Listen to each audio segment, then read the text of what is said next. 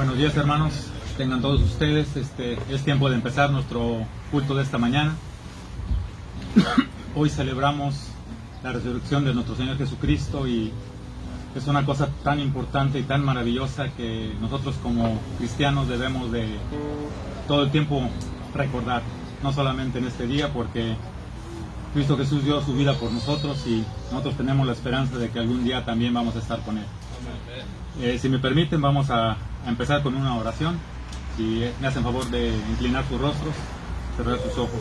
Padre Celestial, te damos gracias, Señor, por la oportunidad y por el privilegio que tenemos de estar aquí reunidos. Gracias por todo lo que tú hiciste por nosotros, Señor.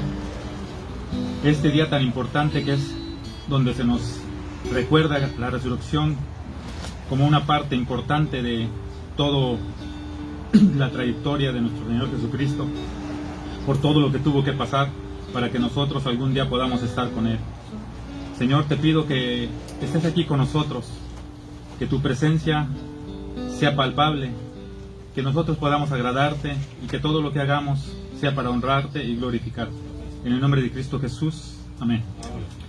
Ahora le voy a pedir a mi hermano Marcelo si me hace el favor de leer la lectura bíblica.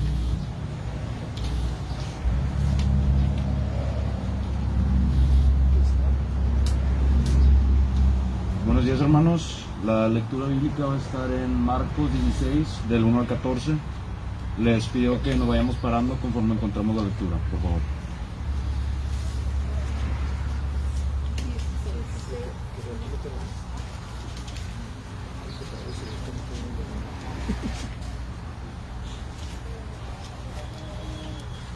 Vamos a leer de manera alternada, empiezo yo y luego van ustedes y nos unimos en el 14. La palabra de Dios dice: cuando pasó el día de reposo, María Magdalena, María la madre de Jacobo y Salomé compraron especies aromáticas para ir a ungirlo. Y muy de mañana, el primer día de la semana, vinieron al sepulcro, ya ha salido el sol. Pero decían entre sí: ¿quién nos removerá la piedra de la entrada del sepulcro? Pero cuando miraron, vieron removida la piedra, que era muy grande. Y cuando entraron en el sepulcro, vieron a un joven sentado al lado derecho, cubierto de una larga ropa blanca, y se espantaron. Mas él les dijo: no os asustéis, buscáis a Jesús Nazareno, el que fue crucificado, ha resucitado, no está aquí, mirad el lugar donde le pusieron. Pero id, decid a sus discípulos y a Pedro que él va delante de vosotros a Galilea. Allí le veréis como os dijo. Y ellos se fueron huyendo del sepulcro, porque les había tomado temblor y espanto, ni decían nada a nadie, porque tenían miedo. Jesús se aparece a María Magdalena. Habiendo pues resucitado Jesús por la mañana, el primer día de la semana, apareció primeramente a María Magdalena, de quien había echado 7 demonios.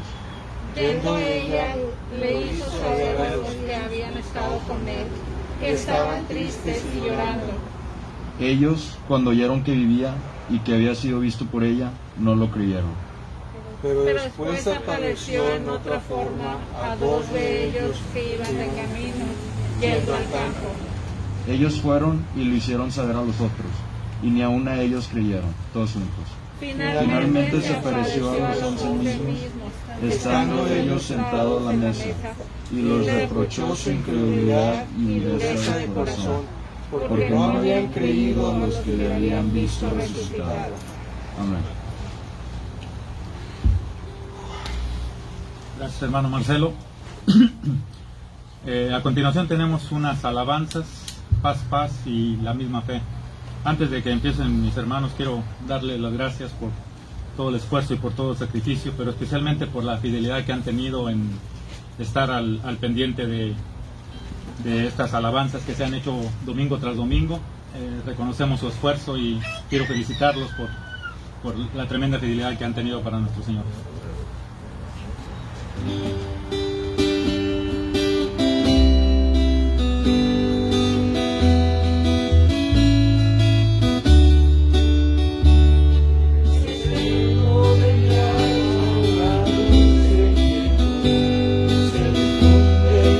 Se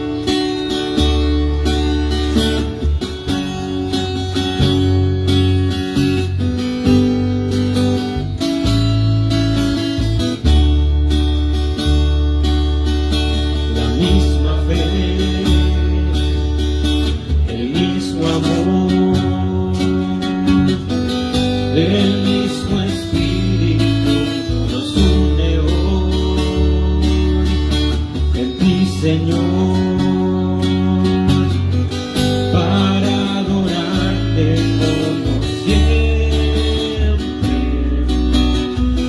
para adorarte corazón. Ayer, Señor, sin comunión, perdidos cada cual, sin salvación, sin tu perdón, y mira siendo diferentes, nos unes en adoración. Salvador, nosotros somos esa gente que ayer en rumbos diferentes pasaba el tiempo sin razón. Salvador, hoy nos unimos reverentes, reconociendo en una mente al Dios de nuestra salvación, mismo Dios y gran Señor, el mismo Padre que nos amó, nos escogió para adorarle como siempre, para adorar de corazón. Salvador, nosotros somos esa gente que ayer en rumbos diferentes pasaba el tiempo sin razón. Salvador, hoy nos unimos reverentes, reconociendo en una mente al Dios de nuestra salvación, al Dios de nuestra salvación.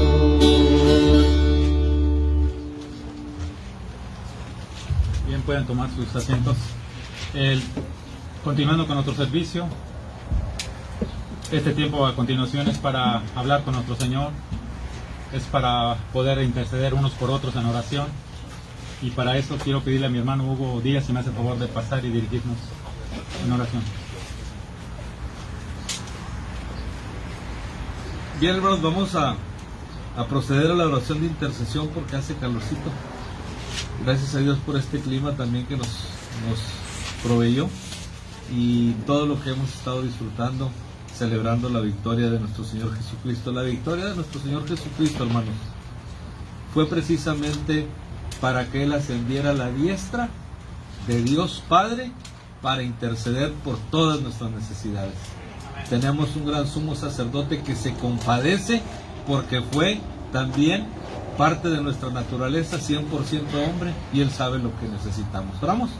Padre, bendecimos tu nombre en esta hermosa mañana. ¿Cómo no agradecerte, Padre, esta experiencia preciosa de tu resurrección? Levantaste de entre los muertos a nuestro Señor Jesucristo para darnos perdón, salvación y vida eterna. Padre, hay una profunda gratitud en tu iglesia, en este pequeño remanente que desea con todo su corazón crecer, fructificar, y que tú, Padre, siempre seas el sustentador. Tu palabra nos dice en tu promesa que nunca nos dejarás, que siempre estarás a nuestro lado, Solamente necesitas decisión y voluntad, y mis hermanos presentes la tienen, Padre. Bendecimos tu nombre, porque eres el único Dios vivo y verdadero, y fuera de ti no hay otro Dios tan grande como tú. Un Dios omnipotente que todo lo puede, un Dios omnipotente que nada es imposible para Él, pero es un Dios omnisciente que conoces todo lo que traemos en nuestro corazón. Por eso es que venimos, Padre, delante de ti, con reverencia y con un corazón sediento de ti para que escuches nuestra súplica. No sin antes pedirte que seas propicio a nuestros pecados, a nosotros que somos pecadores, que te hemos fallado de muchas maneras, pero tu palabra maravillosamente siempre dice: si confesamos nuestros pecados, tú eres fiel y justo para perdonarnos y limpiarnos de toda maldad. Es por eso, Padre, que a través del sacrificio expiatorio de tu Hijo Jesucristo venimos delante de tu santísima presencia, porque precisamente tu muerte y tu resurrección han abierto el acceso para llegar a ti.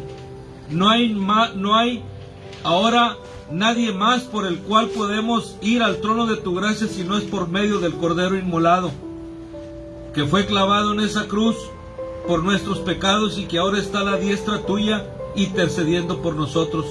Es por eso, Padre, que te pedimos que suplas las necesidades de tu pueblo aquí presente, que quites todo dolor, que nos des fortaleza y aliento en los momentos difíciles que enfrentamos, en los vientos de la adversidad. Padre, yo sé que tú estás con nosotros, pues tú lo prometiste y hasta ahora lo has cumplido. No es que estemos aquí por nuestra propia fuerza, sino es por tu gracia infinita y tu misericordia y tu amor que estamos hoy aquí de pie, celebrando, Padre, este día de victoria, mi Señor. Queremos poner en tus manos a aquellos que están enfermos para que tú les sanes. Queremos poner en tus manos a aquellos que tengan falta de trabajo para que tú les suplas. Queremos pedirte por las almas hambrientas y sedientas, para que tú les toques y les des esa agua que salta para vida eterna, mi Señor, que se encuentra en Cristo Jesús. Oh Padre querido, siempre estaremos orando a ti, porque en tanto que nos dure el Espíritu dentro de nosotros, oraremos a ti con toda ansiedad y devoción y fervor, porque solamente en ti es acallada nuestra alma. Sí, mi Señor querido, ponemos en tus manos, oh Padre amado, todas las necesidades de mis hermanos y la lista inmensa que tenemos. Padre, queremos pedirte que suplas esas necesidades en los matrimonios, que suplas esas necesidades en los hijos, en la familia, y que podamos siempre dar gloria a tu nombre, mi Señor. Gracias, oh Padre amado, por todo lo que tú nos provees: la vida, la salud, el techo, la cobija, el abrigo, el calzado, tu palabra maravillosa y la presencia de tu Espíritu Santo, mi Señor. Padre, queremos seguirte alabando y adorando, y queremos pedirte por todas estas necesidades.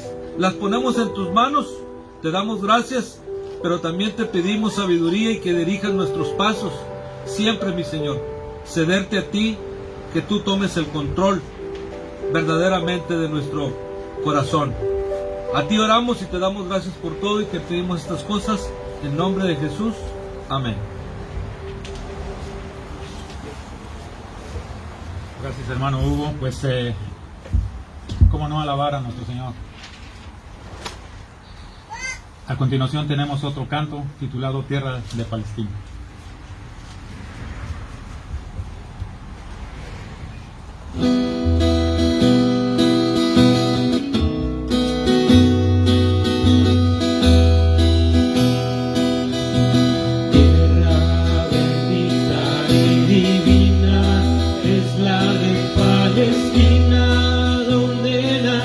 Jesús,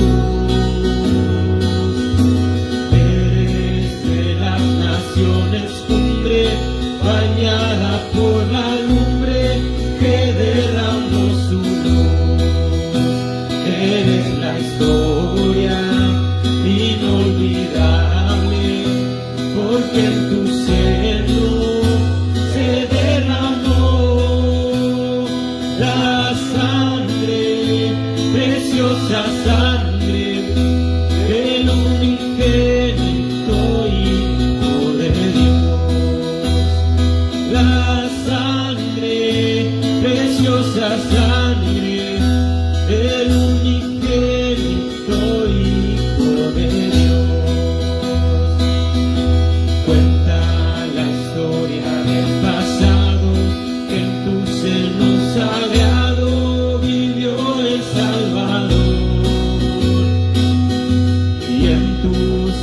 hermosos olivares, hablo a los millares la palabra de amor. Eres la historia inolvidable, porque en tu seno se derramó la sangre, preciosa sangre del unigénito Hijo de Dios. La sangre, preciosa sangre del unigénito Hijo de Dios. Quedan en ti testigos mudos, que son los viejos muros de la Jerusalén.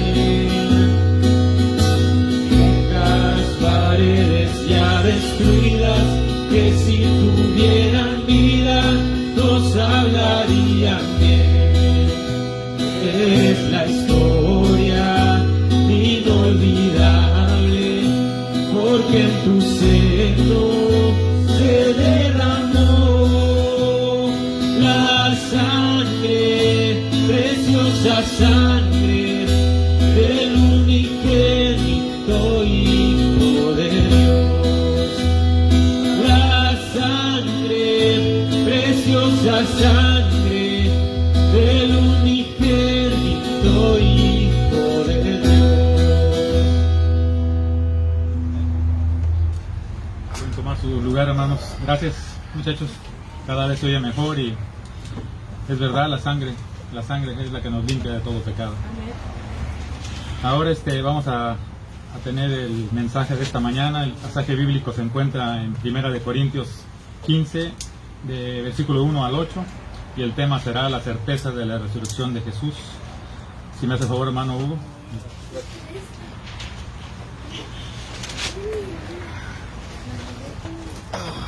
Bien, hermanos, pues damos gracias a Dios por esta oportunidad. Vamos a concluir el día de victoria con la meditación en la palabra después del precioso alimento que tuvieron nuestras hermanas. ¿Verdad? Estuvo edificante y transformador. Vamos a tratar de ser breves, ¿verdad? El calor apremia. Entonces vamos a orar y a ponernos en manos de nuestro Dios. Oramos. Padre, bendecimos tu nombre en esta hora y te damos muchas gracias. Queremos, Padre, pedirte siempre sabiduría, sobre todo dirección, que el Maestro y guía por excelencia, que es tu Espíritu Santo, hable a nuestras vidas y que, Padre, podamos salir de aquí en ese proceso de continua transformación que solamente opera por tu Espíritu Santo y tu palabra en nuestras vidas. Háblanos hoy, en el nombre de Jesús oramos, amén. Bien, hermanos, pues vamos ahora a meditar tantito en la palabra de Dios, porque así sellamos ya el domingo de resurrección, día de victoria, y queremos seguir meditando en la palabra de Dios. El tema es, bueno, ya lo dijo mi hermano Aguirre, ¿verdad? La certeza. ¿Qué certeza? Es la seguridad que debemos de tener los creyentes, ¿verdad? Dice la palabra de Dios en Hebreos, hablando de este concepto de la certeza, dice: es pues la fe, la certeza de lo que se espera y la convicción de lo que no se ve, ¿verdad? Ahorita todavía pues no vemos claramente, pero cuando ya el Señor Jesucristo ha quitado nuestro velo, entonces ya podemos ver claramente y podemos ver hacia dónde nos dirigimos, y esa es la gloria eterna para estar por siempre con el Señor. Me di a la tarea de investigar el significado de una palabra que juega vital importancia en este sermón, en este mundo, en esta sociedad. Esta palabra es escéptico, y dándome esa tarea de buscar dos significados solamente para no irnos muy lejos, encontré esta respuesta. Se dice de una persona que duda o desconfía de la verdad. Este es escéptico. Eficacia, o sea, que duda desconfía de la verdad, eficacia o posibilidad de algo, especialmente de las creencias comúnmente admitidas. En pocas palabras, es una persona incrédula, ¿verdad? Y yo creo que estamos en la misma sintonía y frecuencia. Otro significado que me llamó mucho la atención es este. Lo encontré en el diccionario de Wikipedia. Dice: el escepticismo es generalmente cualquier actitud de duda hacia el conocimiento, sea hechos, opiniones o creencias declaradas como hechos, o de duda respecto de afirmaciones que son tomadas por supuestos en otra parte. Bien, en la Biblia encontramos en diferentes ocasiones la mención de testigos que presenciaron claramente la actuación de Dios. Un ejemplo de ello es la resurrección de Jesús, que se puede probar gracias a la gran cantidad de personas, de testigos oculares que vieron vivo a Jesús después de su ejecución. La resurrección de Cristo es la base de nuestra fe, es la que sostiene la fe cristiana, es la presencia que se ve palpable en la iglesia de Cristo, que es usted y yo. Esto es lo que nosotros debemos de ver. Entonces, la resurrección de Cristo es la base que sostiene la fe cristiana y que es la que el apóstol Pablo trata en este pasaje específicamente. De hecho, este pasaje puede decirse que es uno de los más importantes de la Biblia, si no es que lo es, porque ahí se encierra todo, ¿verdad?, en el Evangelio, en la resurrección de nuestro Señor Jesucristo.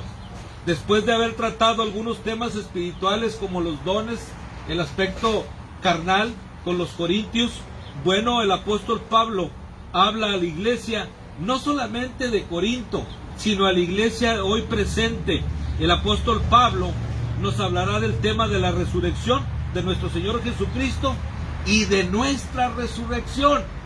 Esto es lo más maravilloso que podemos gozar los creyentes, nuestra resurrección.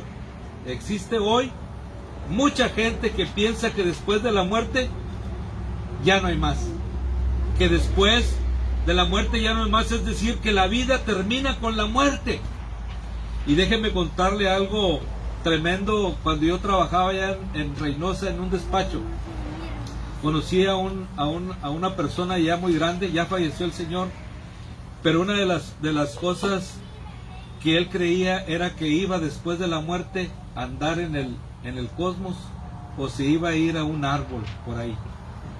Es triste que personas, entre comillas, con mucha sabiduría, puedan pensar de esta manera. Pero nosotros los creyentes, la gloria del creyente no piensa así. No piensa que la vida lo es todo y que después de la muerte no hay nada más. Nuestra manera de pensar es siempre mirando hacia el futuro, mirando hacia la eternidad, porque Cristo es nuestra esperanza. Es por eso que tenemos que pensar, ¿verdad?, y creer firmemente en lo que Cristo ha hecho por nosotros. Yo en lo particular, en mi forma de pensar, y yo creo que usted también que me está escuchando, piensa de la misma manera. Siempre lo he dicho, que la eternidad empieza aquí y ahora con Cristo. Nuestro deseo, amados hermanos, debe ser seguir estando aquí, aprovechar para servir. Es aquí donde podemos servir, es aquí donde podemos ser útiles en las manos de nuestro Dios. Nuestra estancia temporal aquí es un tiempo en que somos preparados por Dios, indiscutiblemente, y que la recompensa que recibiremos por nuestro Dios está determinada por lo que estamos haciendo aquí como iglesia suya. Esto es lo que dice la palabra de Dios cuando habla en Apocalipsis el Señor Jesucristo y estemos en su presencia. He aquí yo vengo y mi galardón conmigo para recompensar a cada uno según sea su obra. Dios nos dio una vida con propósito y el propósito de Dios es que glorifiquemos su santo nombre y seamos siervos fieles en todo, llevando buen testimonio de que Cristo nos ha transformado. de que Cristo quiere seguir transformando nuestras vidas. Amados hermanos, todo creyente debemos de tener esa megavisión. ¿Cuál? La de la resurrección de nuestro Señor Jesucristo. Nuestra mente está tan saturada, decían mis hermanas, de tantas cosas temporales, de tantas cosas materiales, de tantas cosas efímeras, que con el paso del tiempo terminan y se quedan aquí. Dijo el Señor: buscad las cosas de arriba, no hagáis tesoros en la tierra, donde la polilla y el orín corrompen y los ladrones minan y hurtan. Hacer tesoros en el cielo. Estamos de paso y debemos dar lo mejor para Cristo nuestro Señor. Yo creo que tenemos que tener esa mentalidad del Señor, ¿verdad? Nuestra mente está saturada de tantas cosas y hemos perdido de vista el poder de su resurrección, sí, de nuestro Señor. Esto es lo que nosotros tenemos que pensar siempre, mis amados hermanos, de vivir cada día bajo ese poder que Dios, por medio de Cristo Jesús, le ha otorgado a usted ese poder para vivir, para servir, ¿verdad? Para glorificar su nombre. Volviendo al punto de la certeza de la resurrección, quiero comentar que en un juicio, como abogado de un servidor suyo, en el ejercicio de la profesión cuando estuve allá en Reynosa, la palabra de los testigos es de suma importancia, es de vital importancia. No se puede acusar a nadie sin pruebas, sin testigos fiables que avalen en lo que se está contando.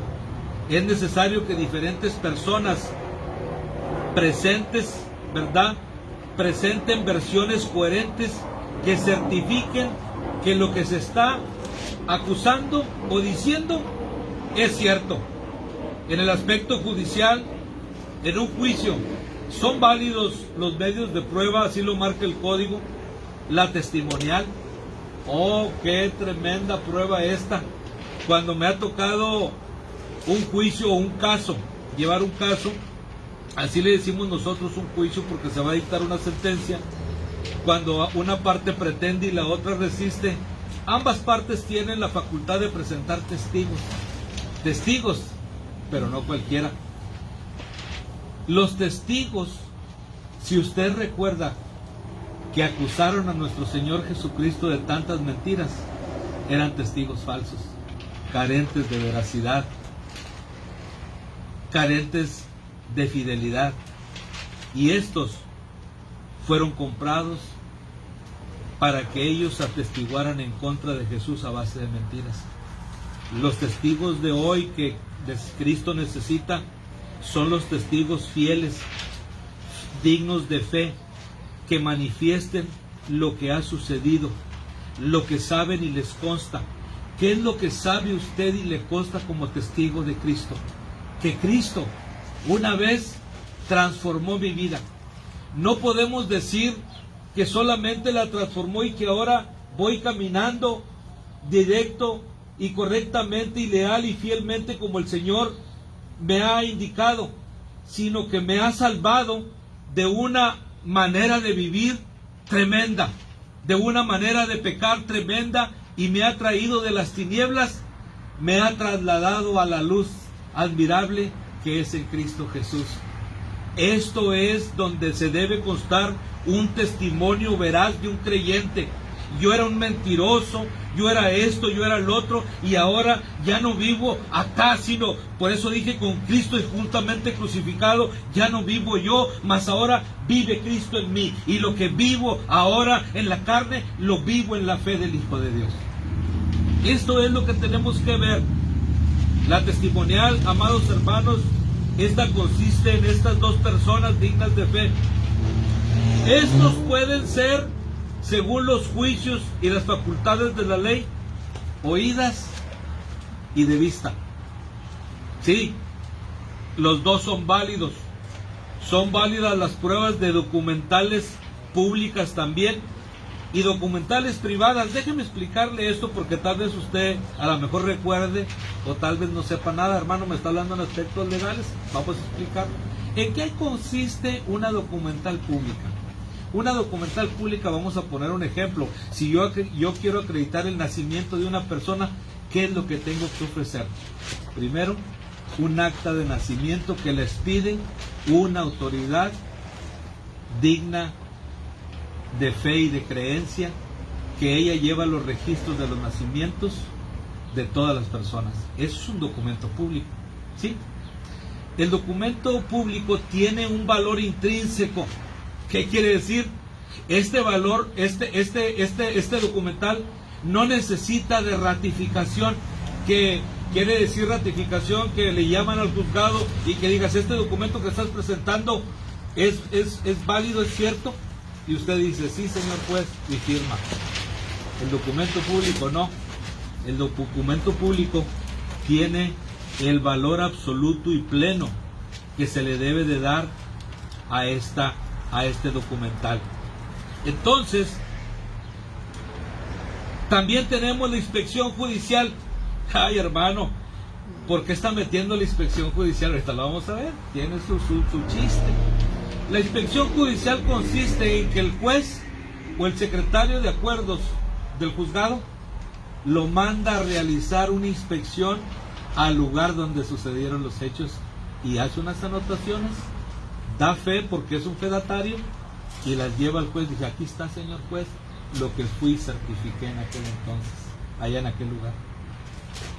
Entonces existe esa inspección judicial y la prueba pericial, que es especializado en construcción, en excavación, en hacer edificios o lo que usted quiera. En diferente materia hay peritos, ¿verdad? Por ejemplo, hay peritos que pueden determinar cuánto mide este terreno. Hay peritos que pueden determinar cuánto pesa esa camioneta, cuánto pesa esa piedra. Esto es lo que hacen los peritos. Bueno, entonces, ya viendo todo esto de una manera y desde un aspecto general, tenemos y podríamos citar muchas pruebas más. Lo que estaba sucediendo en la iglesia de Corinto estaba enfrentando una herejía. Esa herejía no creía en la resurrección, no creía.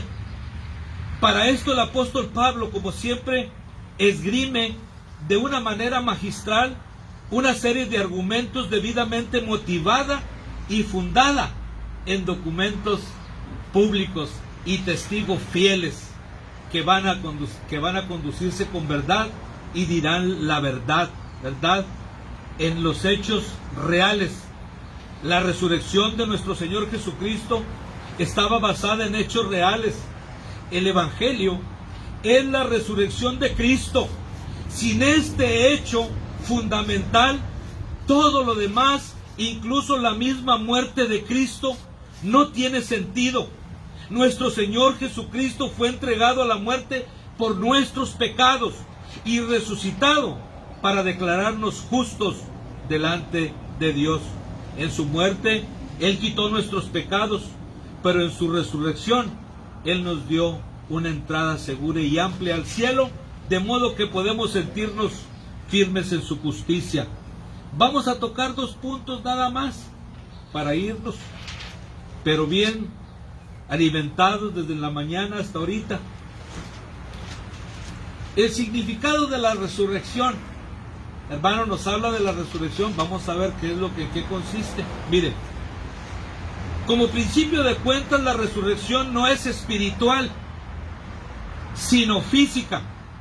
Ahora bien, ¿por qué afirmamos esto, hermano? ¿Por qué afirma esto? La palabra que se utiliza aquí es anastasis necrón. Esto quiere decir levantar un cuerpo, levantar literalmente un cadáver. Quiere decir que estos cuerpos nuestros serán levantados. Así lo dice Pablo a los tesalonicenses, en un abrir y cerrar de ojos seremos transformados. La resurrección en las Escrituras siempre se refiere al cuerpo anastasis, que significa levantar un cuerpo, ponerlo en pie, y no puede referirse a una resurrección espiritual. Un egresado y profesor en letras de la Universidad de Oxford confrontó a unos escépticos, sí, y los ridiculizó, ¿verdad? ¿En qué posición se pone un espíritu cuando se levanta?, les preguntó el maestro en letras y catedrático. Está claro que las Sagradas Escrituras enseñan que la resurrección es corporal. Amén. Estamos en las mismas, los oigo muy, ¿verdad? Pero ya. Amén, porque todos vamos a ser transformados. En la época cuando está esta iglesia en Corinto, estaba presente Pablo, enfrentaba estas corrientes filosóficas sobre la muerte y sobre la vida después de la muerte. Existían 3 clases de filosofías. Fíjense bien, son filosofías, no son doctrinas. La resurrección sí es una doctrina, porque está comprobada y está verificada en las Sagradas Escrituras. Documental pública, expedida por el mero que es Dios. ¿Amén? Ok. Tenemos la filosofía del estoicismo. Esta enseñaba que el alma se unía a la deidad al morir. Por lo tanto, tenía lugar una destrucción de la personalidad. Semejante concepto convertía la resurrección en nulidad, en algo sin ningún valor. Tenemos la filosofía epicúrea. Esta filosofía era materialista. Enseñaba que no había existencia después de la muerte. La muerte era el final de la existencia. Estos epicúreos, bueno, eran tremendos porque decían: disfruta de la vida que mañana moriremos y no iremos a ningún lado y allí estaremos.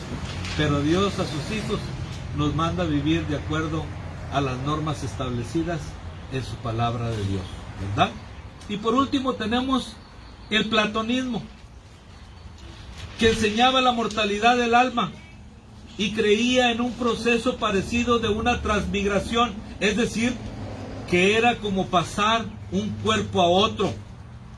Uno puede encontrar esta clase de creencias en la India y en los cultos de América. Niegan la resurrección del cuerpo. A causa de estas ideas filosóficas, mis hermanos, no sé si usted se acuerda cuando Pablo exponía ahí en Atenas el tema de la resurrección. Ellos pensaban que estaban hablando de un nuevo Dios. A ellos les interesaba darle entrada al areópago donde se discutían esos temas para discutir todas esas importantísimas de la muerte, del espíritu, de la materia. Ellos estaban abiertos a lo nuevo. Hoy yo creo que muchas gentes tristemente y entre comillas cristianos buscan algo nuevo. Se van en una iglesia tras otra, se van de un lugar a otro y se van para allá y se van para acá. Y esto me habla de que su fe no es firme, de que su fe no está bien fundamentada, de que tal vez no haya nacido de nuevo.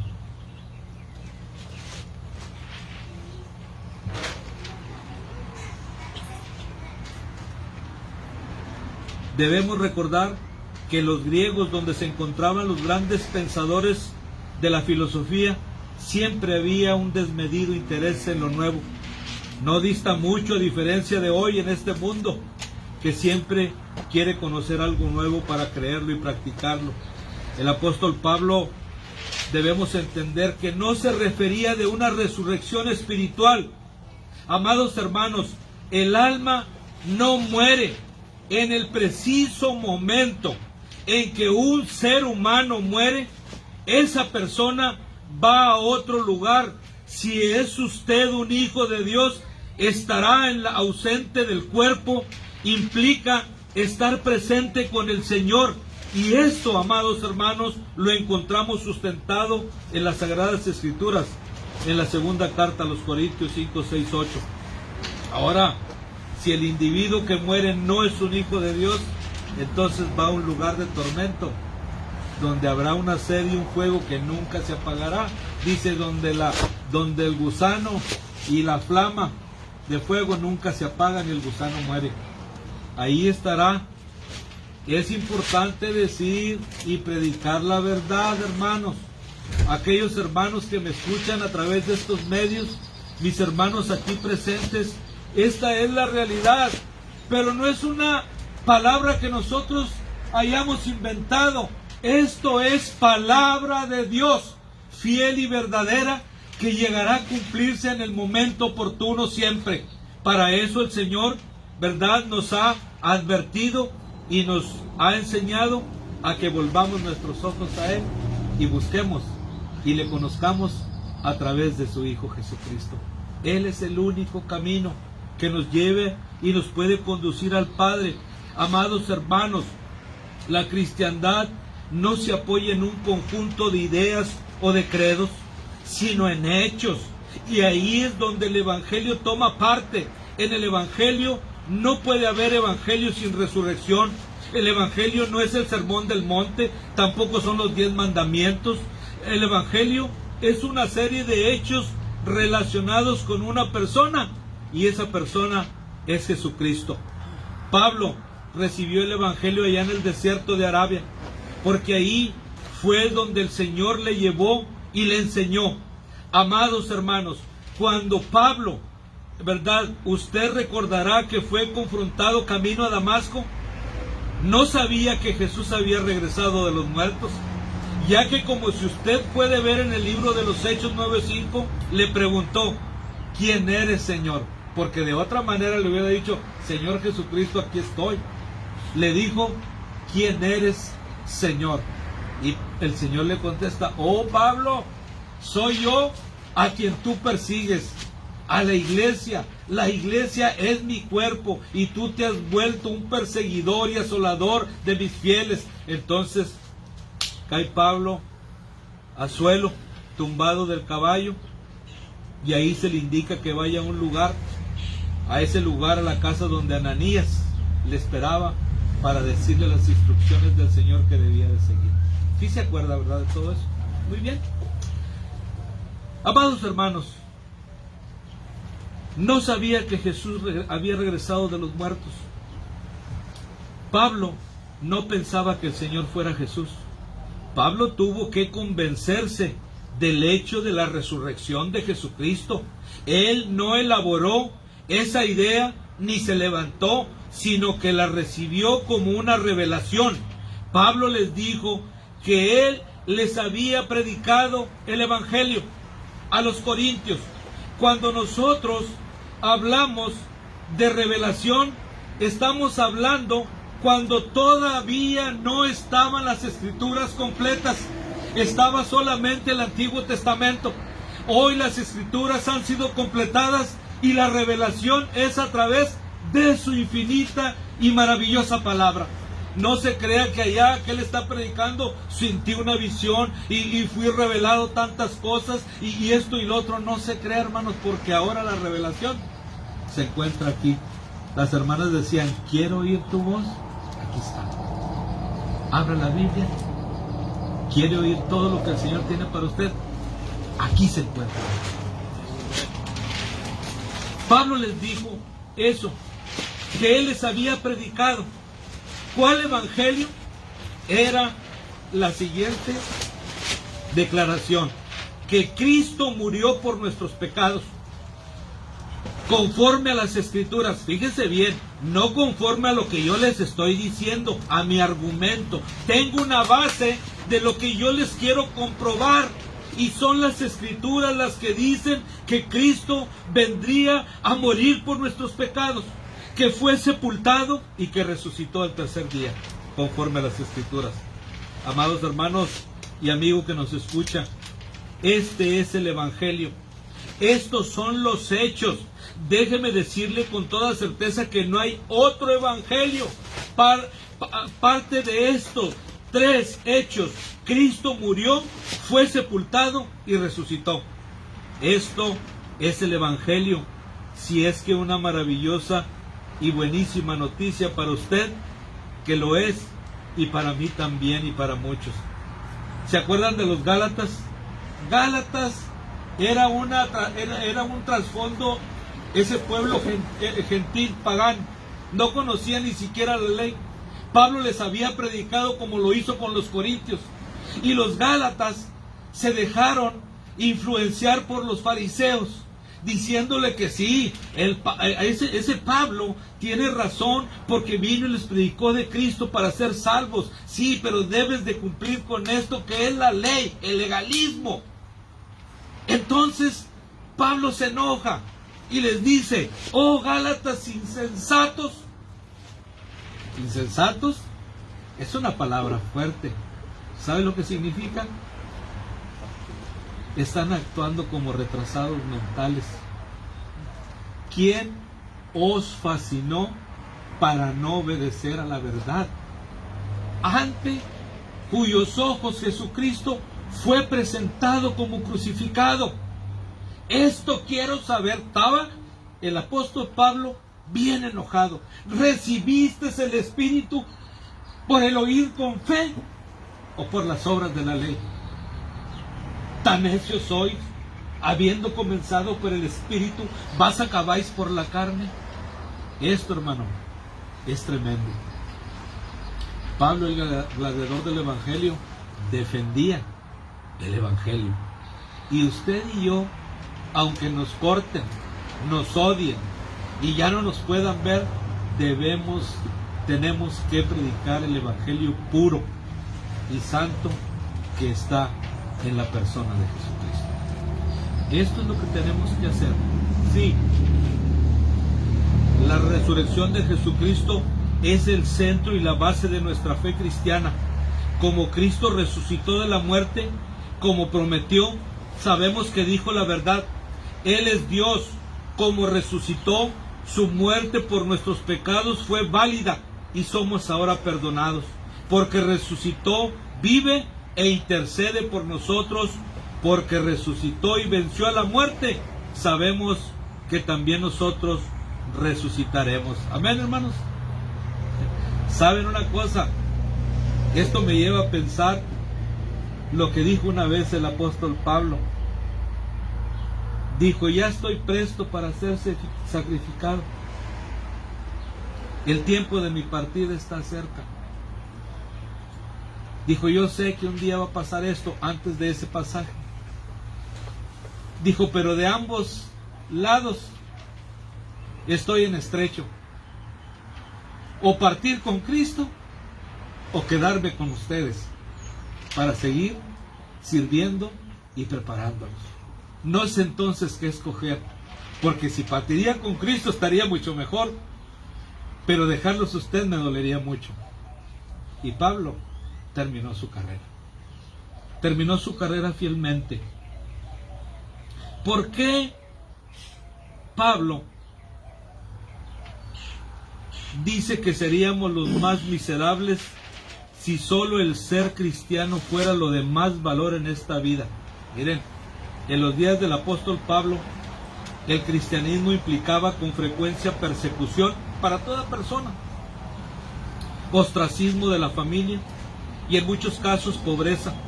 Había muy pocos beneficios tangibles para el cristianismo en esa sociedad. Definitivamente no significaba ascender en la escala social o profesional.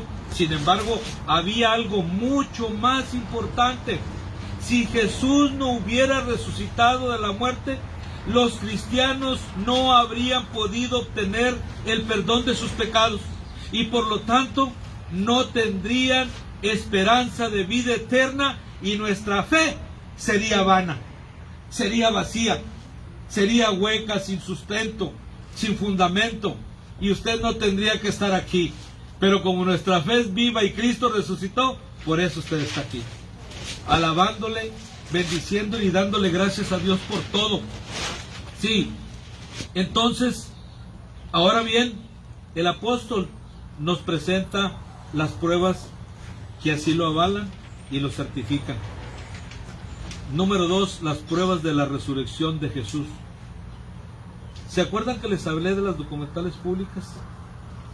Que estaban argumentando Pablo y presentando a los corintios, ¿verdad?, las Sagradas Escrituras. Miren, de lo que Pablo tenía en mano era el Antiguo Testamento. Estas pruebas tienen carácter intrínseco, ya lo dije, un valor absoluto y pleno, por la sencilla razón de que la palabra de Dios es fiel y verdadera.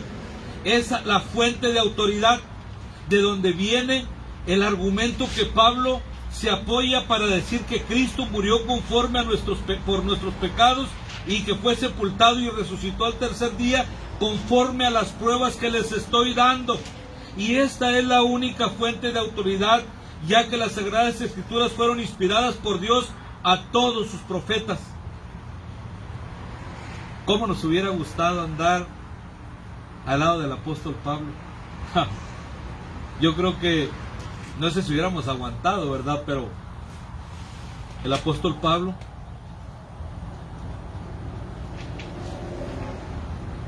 llegó a Europa y se dirigió hacia Filipos, Tesalónica, después a Atenas y luego a Corinto. Podemos llegar a pensar, amados hermanos, que llevaría con él un pergamino. El pergamino era algo de cuero que se enrollaba y se mantenía en un vaso para que no se afectara por la humedad y no se destruyera. Ahí lo llevaba envuelto y amarrado, que contendría el texto del Antiguo Testamento. Podríamos imaginarnos que cuando se encontraba en la sinagoga con los judíos, pudieron, como hoy muchos, haberle preguntado: hey Pablo, ¿se acuerdan que le dijeron, qué dice este palabrero? ¿Verdad? Vamos a ver, a checar a ver si es cierto lo que está diciendo, y abramos la Biblia. Ah, sí es cierto, vamos a escucharlo. Pues Pablo iba bien preparado. Llevó el pergamino. Pablo, esto no se encuentra en el libro en las Sagradas Escrituras. Entonces Pablo les mostró el libro de Génesis diciéndoles: me gustaría recordarles el ofrecimiento de Isaac y cómo Abraham en cierto sentido le recibió como si regresara de los muertos, porque estaba dispuesto a sacrificar a su hijo Isaac. De la misma manera, Dios no perdonó a su propio hijo, sino que lo entregó por nuestras transgresiones, lo entregó a la muerte por todos nosotros. Queremos imaginar que el apóstol Pablo se está refiriendo al sistema de los sacrificios, a los 5 ofrendas que se encuentran en el libro de Levítico, en las cuales el apóstol les explicaba, amados hermanos, cómo esto ilustraba la obra de Cristo. Estaban ciegos, no podían ver, no podían discernir porque les faltaba el Espíritu, pero Pablo les estaba argumentando con bases sólidas. Me imagino, así como era el apóstol Pablo, todo un abogado, les habría hablado del día de la expiación y de los 2 machos cabríos, que esto describían la muerte y resurrección de Cristo. También era posible que citara la vara de Aarón, ¿se acuerdan? Esa vara que retoñó, y al libro de Jonás, porque cuando aquellos escribas y fariseos, danos una señal no les será dada sino la del profeta Jonás, que así como estuvo Jonás en el vientre del pez, así estará el Hijo del Hombre 3 días, cuya experiencia simboliza la resurrección. Después les habrá mencionado el libro de los Salmos 22, 16, como también el capítulo 25 y 53 del libro de Isaías, del profeta, en el cual menciona que nuestro Señor fue traspasado por nuestras rebeliones, fue molido por nuestras maldades, y que todos nosotros nos descarriamos como ovejas, cada cual se apartó por su camino. Hermanos, esta es una realidad. Nosotros todavía batallamos, nos vamos por un ladito. Cuando el pastor agarra el callado le dice: paz, hágase para acá, es por aquí que usted debe vivir por fe en mí. Y ahí nos pega y nos jala y nos le da las ovejas rejegas. Hay muchas, sabemos, yo también me cuento, hay muchas ovejas rejegas, que somos muchas ovejas rejegas, pero en Cristo somos guiados, instruidos y dirigidos por el capitán, que es nuestro Señor Jesucristo. Hermanos, Creo yo y estoy convencido que así como era el apóstol Pablo, todo un gladiador del Evangelio les demostró con el Antiguo Testamento que Jesús moriría y resucitaría de los muertos. Mi amado hermano, para los que piensan que el Antiguo Testamento ya no tiene valor, muchos dicen así, hay cristianos que dicen así, iglesias que dicen, hombre, el Antiguo Testamento ya pasó de moda, ahora es el Nuevo Testamento. No, mi hermano.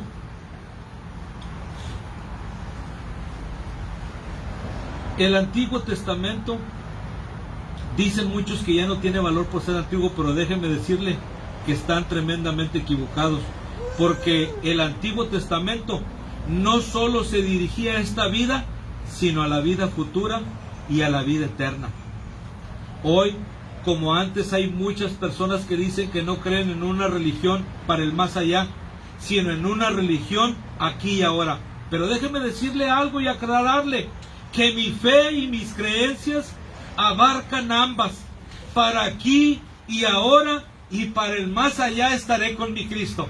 Usted como Cristo, como hijo de Dios y como discípulo del Señor, usted estará con Él, porque Él dijo, yo voy a preparar un lugar para vosotros, porque donde yo estoy, quiero que vosotros también estéis. Así es de que me tengo que ir, pero vendrá a vosotros el Consolador por mientras, para guiarlos a toda justicia y a toda verdad. Sí, amados hermanos, la siguiente prueba de la resurrección de Jesús, quiero compartir usted que un servidor es de profesión. Cuando me tocaba casos por resolver, ¿cómo batallaba para un testigo? ¿Cómo batallaba para que dos testigos, porque así lo dice Deuteronomio, dos testigos es un testimonio fiel y es eficaz y verdadero y se toma en cuenta de lo que usted quiere acreditar? Y por ahí andaba buscando. Esto pues le corresponde buscar a los que están como autor o como demandado, poder probar con este testimonio. La siguiente prueba de la resurrección, bueno, es esto: para acreditar un hecho, para yo acreditar algo que sucedió en un lugar y que no tengo un documento, necesito dos personas dignas de fe que saben y les consta, o sea, que vieron y oyeron. Esta prueba es lo que estaba argumentando Pablo. Así que uno no podría dejar de lado a los testigos presenciales de los hechos. Imagine a cualquier otro abogado tener 1000 o 2000 testigos. Creo yo que estaría más contento, ¿verdad?, que nunca por tener cientos y miles de testigos para ganar su caso. Dice la Escritura que primero se le apareció a Cefas, que es Simón Pedro.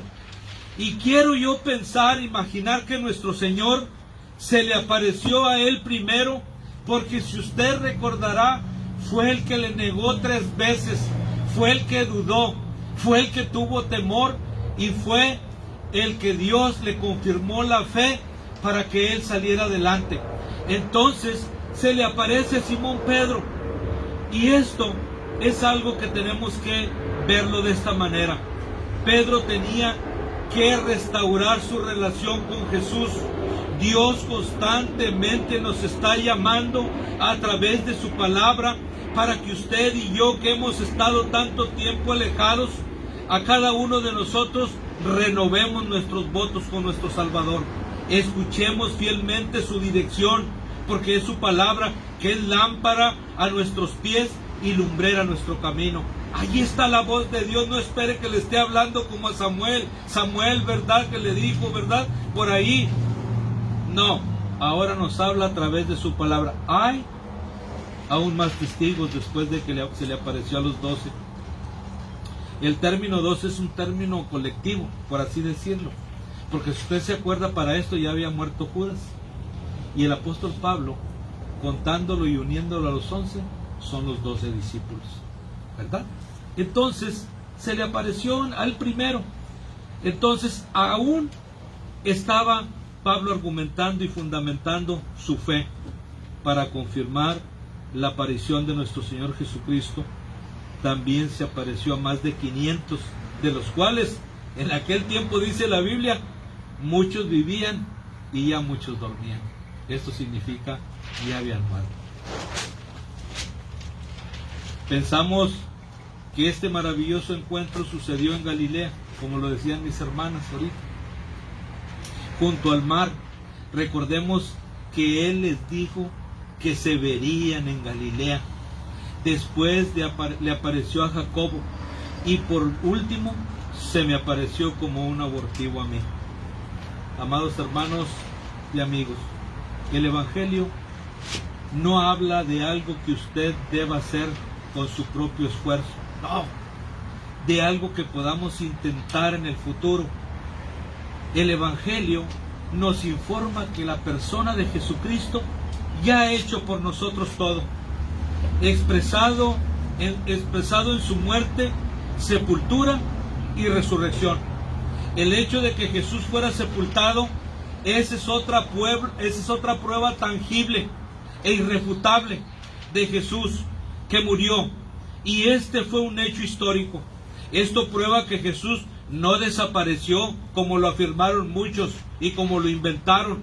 La prueba de que Jesús murió y fue sepultado está avalada por varias personas que testifican que Jesús murió y fue sepultado. Tenemos a Nicodemo y José de Arimatea, y los otros que le vieron crucificado le conocían bien y sabían que se trataba de su cuerpo, ¿verdad? Sabían que se trataba de su cuerpo y le sepultaron. El hacer constar su sepultura fue importante porque confirmó su muerte. Con las pruebas de las Sagradas Escrituras y estos testigos hoy y en cualquier tiempo, es suficiente para acreditar estos hechos históricos de la muerte y sepultura de nuestro Señor, y así echa por tierra el apóstol Pablo todas las mentiras de los escépticos de aquel tiempo y de hoy. ¿Qué pasaría si hoy le preguntaran a usted qué pruebas tienes de que Jesús te ha transformado? ¿Usted qué le diría? Yo le diría, le enseñaría la Biblia, como el apóstol lo dijo. Pero va a decir, sí, hermano, pero eso... No. La prueba irrefutable de que Cristo resucitó soy yo. Usted es el testigo fiel y verdadero, porque así lo dice Cristo. Yo soy el testigo fiel y verdadero, así lo dice Apocalipsis. Usted es el testigo fiel y verdadero que va a expresar su fe y va a llevar el nombre de Jesús en alto, glorificando su nombre. Aquí podemos presentar en defensa de nuestra fe la prueba pericial. Dijo, hermano, habló de una prueba pericial, a lo mejor me está esperando que le diga, ¿sabe cuál es la prueba pericial? La piedra que estaba tapando la tumba pesaba más de 3 toneladas o 2 toneladas. Para moverla, aparte de que estaba ahí puesta, tenía un sello romano, que cualquiera que lo violara, ese sello, y la abriera, iba derechito a la casa. No hubo tal cosa. No fue robado el cuerpo del Señor Jesucristo. El Señor Jesucristo, con gran poder, Dios con gran poder y gran gloria, le levantó de entre los muertos y quitó la piedra de la tumba, y el Señor Jesucristo resucitó. Esto es lo que nosotros tenemos como pruebas. La tumba estaba vacía, la cual forma parte de nuestro evangelio. La piedra tapada, la tumba de nuestro Señor Jesucristo, era muy pesada. La otra prueba de la resurrección fue la maravillosa experiencia de los corintios. Sí, además os declaro, dice, hermanos, el evangelio que os he predicado, el cual también recibisteis, el cual también estáis firmes, por lo cual también sois salvos, si retenéis la palabra que os he predicado, sois salvos, a no ser que hayáis creído en vano. O sea, que la misma existencia de la iglesia es una prueba irrefutable de la resurrección de Jesucristo. Siempre lo he dicho y siempre lo diré. que cuando queramos mostrar a Cristo resucitado, es por su estilo de vida que está llevando hoy en obediencia al Señor. Eso es lo que nosotros somos, prueba irrefutable. A mí no me pueden venir a decir que Cristo no tiene poder. Sí, sí tiene poder. Antes yo era un tomador, antes yo era un mujeriego, antes yo era un mentiroso, antes yo era esto, pero ahora Cristo ha transformado mi vida. He dejado el viejo hombre y ahora soy uno nuevo, que solamente Cristo ha transformado. Nadie más lo puede transformar. Había en Jerusalén y en sus alrededores 11 hombres muy desanimados. Muy desanimados. Eran los discípulos de Jesús. El desánimo viene de Satanás, viene del enemigo. Los llevó a pensar, a regresar a su antiguo oficio de la pesca. Cuando nosotros pasamos por el valle de las pruebas, de la enfermedad, de la crisis, del dolor, de la tristeza, de la aflicción, del alma abatida, somos como los discípulos. Pero esto no debe suceder. No les llevó a pensar a regresar a su antiguo oficio de la pesca. Durante el ministerio de Jesús había enfrentado demasiados problemas ellos y ya no querían enfrentar más. Entonces, ¿qué fue lo que sucedió? Apareció el Señor Jesús, que había resucitado. Llegó la maravillosa noticia a sus discípulos. Esto transformó totalmente la vida de cada uno de aquellos hombres y culminó en la formación de la iglesia. De la primera iglesia bautista de Cherry Land, ¿sabía usted? Porque Cristo vive, por eso vive la iglesia todavía.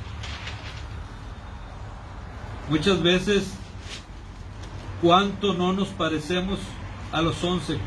Nos desanimamos, nos entristecemos, olvidando que el poder de la resurrección es la que nos da consuelo, seguridad, esperanza de vivir en los momentos más difíciles en nuestra vida. En el poder de su resurrección debe ser el motivo por el cual debamos vivir y luchar cada día, sabiendo y teniendo la seguridad que Él está con nosotros. Amados hermanos, usted y yo terminamos ya. Formamos parte de esta iglesia y usted y yo somos el testimonio fiel de que nuestro Señor amado, Jesucristo, ha resucitado. Y que Él es nuestra justicia.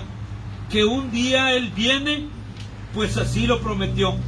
Hoy millones de personas han estado proclamando que Cristo vive.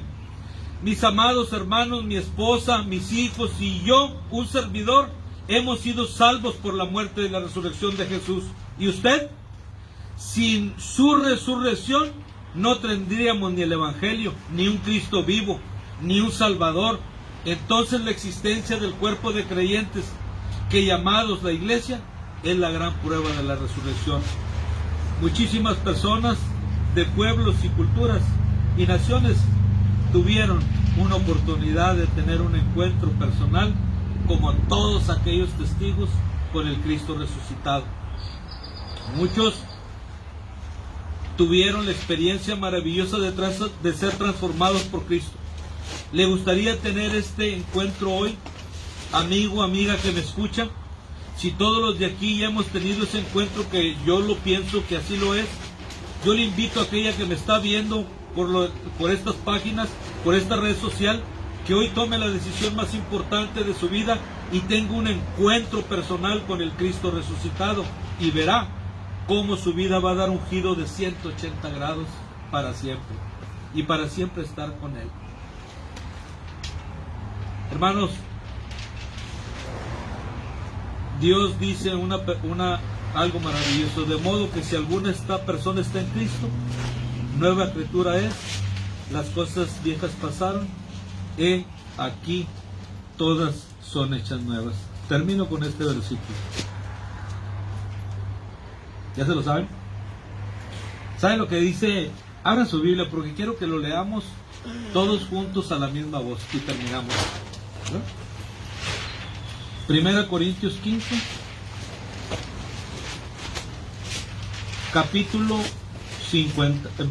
versículo 55, capítulo 15, verso 55. ¿Sí? Capítulo 15, sí, puedes, así que hermano, no se preocupe. Lo que vale es lo que vamos a leer. Dice la palabra de Dios así a la de 3. Una, ¿ya lo tienen todos? Amén. Amén. Dice la palabra de Dios: ¿dónde está, oh muerte, tu aguijón? ¿Dónde, oh sepulcro, tu victoria? Ya que el aguijón de la muerte es el pecado, y el poder del pecado la ley. Mas gracias sean dadas a Dios, que nos da la victoria por medio de nuestro Señor Jesucristo. Amén. Oramos y quedamos dando una alabanza por mis amados jóvenes que nos han tenido un trabajo excelente, y ciertamente, como dice nuestro hermano Manuel, han tocado y cada día más y cantado mejor. Vamos a orar. Padre, bendecimos tu nombre en esta hora y te damos muchas, pero muchas gracias por este día de victoria. No cabe duda que nos has enseñado las pruebas, Padre, en toda esta palabra, y queremos, mi Señor, nosotros seguir formando parte de esa prueba irrefutable que nadie podría nunca echar por tierra, mi Señor, de que Cristo ha resucitado y que la prueba tangible, mi Señor amado, somos tu iglesia. Bendecimos tu nombre y te damos gracias por tu palabra. En el nombre de Jesús te damos gracias y oramos. Amén. Gracias, hermano Hugo, por este hermoso mensaje de resurrección. Y sí, como usted bien lo dijo, vamos a tener una última alabanza que se titula Años mi alma en vanidad vivió.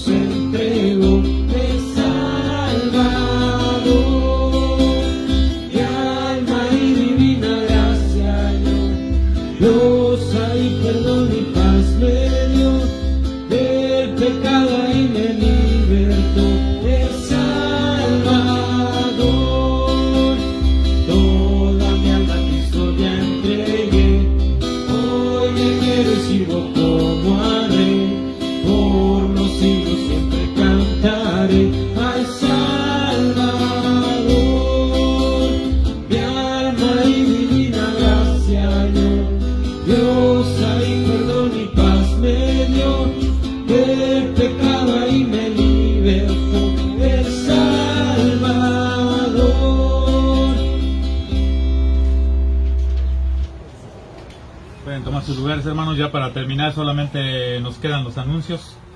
Va a haber reunión presencial de oración de las hermanas en la casa de la hermana Rosy el martes a las 10 de la mañana, y el culto de oración será también el martes a las 7, y nos vemos después el próximo domingo a las 11 como es costumbre. Gracias, que tengan buen día y felicidades por la resurrección de nuestro Señor Jesucristo.